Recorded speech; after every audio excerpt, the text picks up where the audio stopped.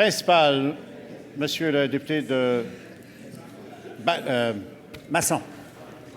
Monsieur le Président, selon l'étude réalisée par Génivore en 2013, la cimenterie Mécanis ajoutera 2,1 mégatonnes de GES par année dans notre atmosphère.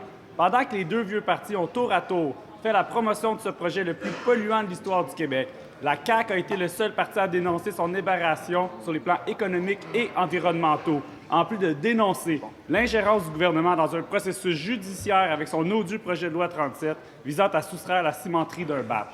On sait que pour atteindre la cible de réduction de 37,5 % on devra réduire nos émissions de 25 mégatonnes d'ici 2030.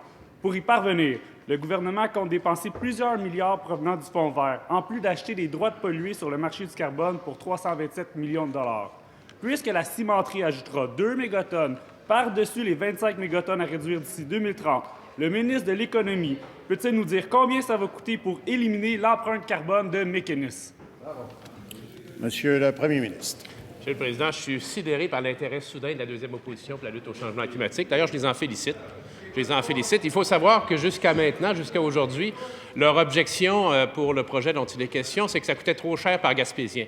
Bien, nous, on veut mettre de l'argent pour s'assurer que les Gaspésiens aient accès à des emplois de bonne qualité, et ce sera le cas.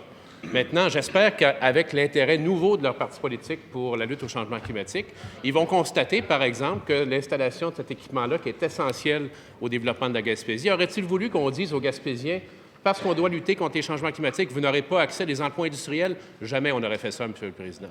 Mais cette occasion-là nous donne la possibilité de mobiliser nos entreprises de technologie verte, d'innover, notamment lors de l'installation de cette cimenterie, et par la suite d'exporter notre technologie à l'étranger. Raison pour laquelle, en passant, hier, le Québec a reçu un prix à Paris pour son attitude et ses actions dans la fixation du prix au carbone. On en est très fiers. J'espère que les deux collègues qui vont m'accompagner à Paris vont parler de la fierté du Québec quant à ces actions posées, Monsieur le Président. Première complémentaire, Monsieur le député de Masson. Monsieur le Président, le premier ministre n'a pas répondu à ma question.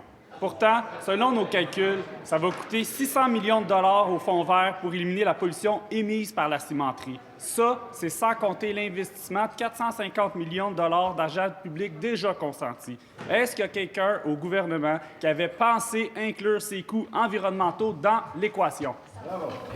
Monsieur le Premier ministre. Alors, on se souviendra, Monsieur le Président, qu'il n'y a pas très longtemps, la deuxième opposition nous demandait de surseoir à la bourse du carbone. Alors, j'ai une bonne nouvelle pour notre collègue qui va être à Paris dans quelques jours. S'il se promène à Paris pour parler de lutte au changement climatique sans parler de tarification au carbone, il va être en difficulté. Alors là, il y aura deux options pour lui. Soit de recommander pour le Québec une taxe ou une nouvelle taxe, Monsieur le Président. Voilà le projet peut-être de la deuxième opposition.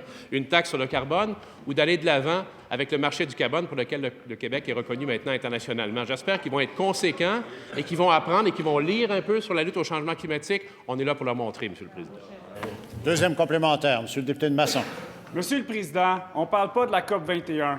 La cimenterie ne va pas coûter 450 millions de dollars aux Québécois, mais plus de 1 milliard de dollars. Est-ce que le ministre de l'Économie Moi, je pense que le ministre de l'Économie a clairement oublié de compter ses coûts environnementaux quand il a décidé de financer le projet. Peut-il l'avouer aujourd'hui? Monsieur le Premier ministre. Quand on ne maîtrise pas un sujet, Monsieur le Président, on ne se lève pas en chambre, puis soyez prudents dans vos déclarations.